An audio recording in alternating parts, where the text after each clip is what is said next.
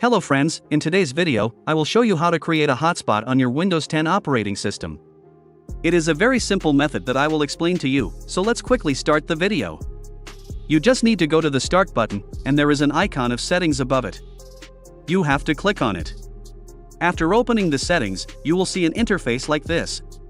Here, you have to click on the network and internet options. After clicking on it, you will see an interface like this. Here, you have to click on the mobile hotspot option from the sidebar menu.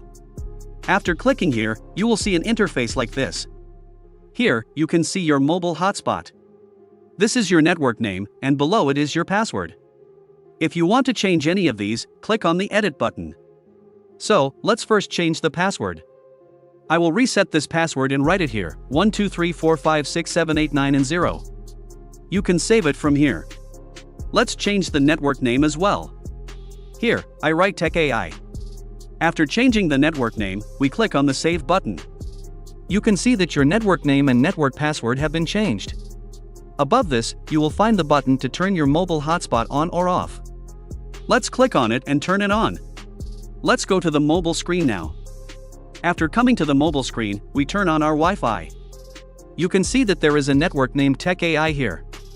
Let's click on it and type the password. You can see that the same password that I set on my PC is also being used here.